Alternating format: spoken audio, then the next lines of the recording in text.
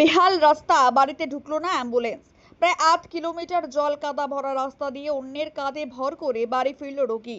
ধূপগুড়ি মহকুমার গদেয়ারকুচি গ্রাম পঞ্চায়েতের দক্ষিণ কাঠুরিয়া এলাকার ঘটনা। জানা গিয়েছে, এলাকার বাসিন্দা বিষ্ণু রায়ের পেটে অস্ত্রোপচার করা হয়েছে।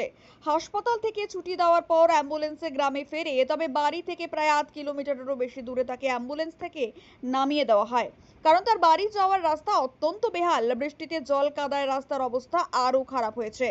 অনেক চেষ্টা করেও অ্যাম্বুলেন্স তার বাড়ি পৌঁছতে পারেনি, তাই বাধ্য হয়ে রাতের অন্ধকারে জল কাদা ভরা বেহাল রাস্তায় পরিবারের সদস্যদের কাঁধে ভর করে হেঁটে অতি কষ্টে বাড়ি ফেরে রোগী।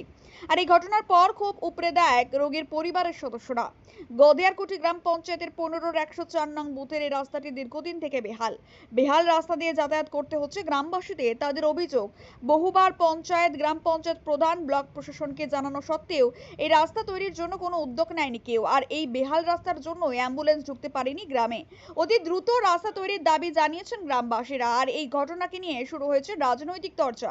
প্রাক্তন গ্রাম পঞ্চায়েত প্রধান তৃণমূল নেতা ধর্মনারায়ণ রায় বলেন, গ্রাম পঞ্চায়েত বিজেপির দখলে। বিজেপির প্রধান পঞ্চায়েত সাংসদ থাকা সত্ত্বেও যদি রাস্তা করতে না পারে, তাহলে তারা কি করছেন?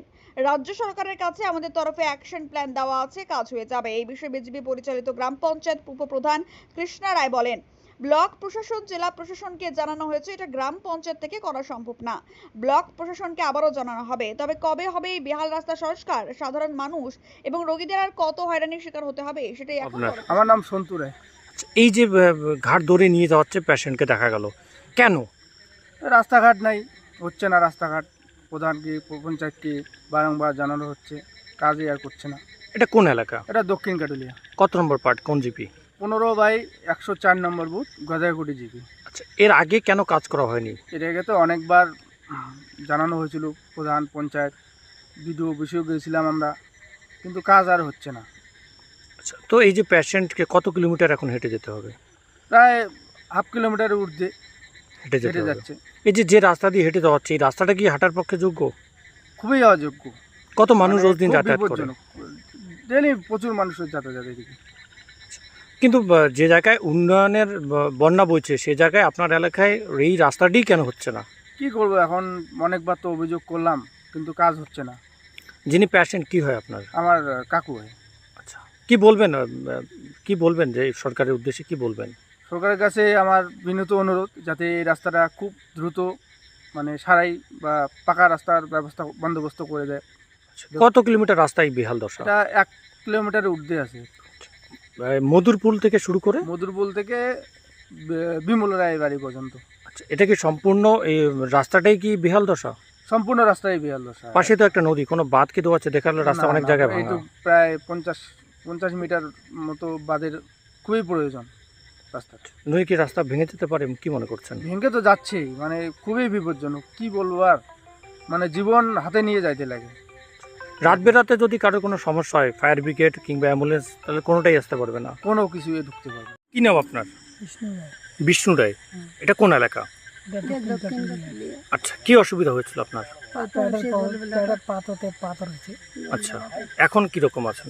এখন তো এই যে অপারেশন করে বাড়ি আসলাম ঘুরে। কোথায় অপারেশন করলেন? এই জলপাইগুড়ি আর শিলিগুড়ি নার্সিংহোম থেকে। আচ্ছা, এই যে বাড়িতে আসছেন, গাড়িটা ঢুকলো কি বাড়ি পর্যন্ত? না, ঢুকে নেই, রাস্তা যাওয়ার রাস্তা নাই, ভাঙে গেছে রাস্তা বেকটিং। এই যে হেঁটে যেতে কতটা অসুবিধা হবে আপনাকে?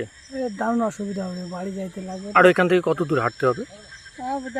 হাফ কিলোমিটার যাইতে হবে হেঁটে। আচ্ছা, কেন রাস্তার কাজ কেন করছে না? মানে এই এলাকাটা কেন রাস্তার কাজ হচ্ছে না? করছে না, গুরুত্ব দিচ্ছে না সরকার।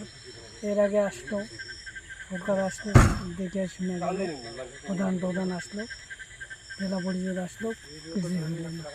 কাদায় ভরা রাস্তা, মানে হাঁটার যোগ্য কি? হাঁটার যোগ্য না, গাড়িতে দূরে কোথাও হাঁটার যোগ্য না। অ্যাম্বুলেন্স থেকে পেশেন্টকে নামিয়ে ঘাড় ধরে নিয়ে যেতে হলো, রাস্তার সঠিকভাবে নেই, এমনকি রাস্তা দিয়ে হেঁটে যাওয়াই অসম্ভব প্রায়। কি বলবেন? এখন হচ্ছে গদাইকুটি গ্রাম পঞ্চায়েতে, সেখানে হচ্ছে পঞ্চায়েত এলাকা হচ্ছে বিজেপি পঞ্চায়েত, প্রধানটাও বিজেপি। ওনারা যদি না দেখে তাহলে হচ্ছে আমাদের পক্ষ থেকেও এত খবর নেওয়া তো সম্ভব না, যেহেতু প্রধান হচ্ছে বিজেপি। তো বিজেপির প্রধান কি মনে করছেন যে ওই রাস্তার কাজটি কেন করছে না? দীর্ঘদিন থেকে এই সমস্যা। সেটা তো প্রধান সাহেবই বলতে পারবে। এবার হচ্ছে আমার যেটা বক্তব্য, যেহেতু হচ্ছে এখানে হচ্ছে বিজেপির এমপি আছে, কিছুদিন আগে এমএলএ ছিল।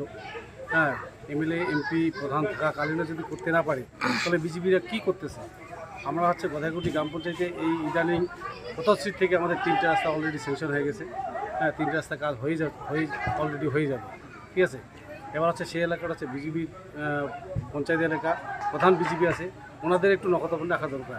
আচ্ছা, আপনাদের দলের তরফে বা আপনাদের সরকারিভাবে কোনো কি সেই রাস্তার ব্যাপারে করা হবে কি? হ্যাঁ, অবশ্যই আমাদের হচ্ছে যেটা অ্যাকশন প্ল্যান দেওয়া আছে রাজ্য সরকারের কাছে, এবার হচ্ছে এমএলএর কাছেও দেওয়া আছে, আমাদের জেলা পরিষদের কাছেও দেওয়া আছে। হ্যাঁ, ধীর গতিতে আমাদের এই কাজগুলো হচ্ছে, 3টে কাজ অলরেডি স্যাংশন হয়ে গেছে। পরবর্তী যে সমস্ত অ্যাকশন প্ল্যানগুলো দেওয়া আছে সেই রাস্তাগুলো স্যাংশন পেয়ে যাবে। বলছি আমাদের পাড়া আমাদের সমাধান, সেই ক্যাম্পে কোন কোন রাস্তার কাজ মূলত তুলে ধরা হয়েছিল?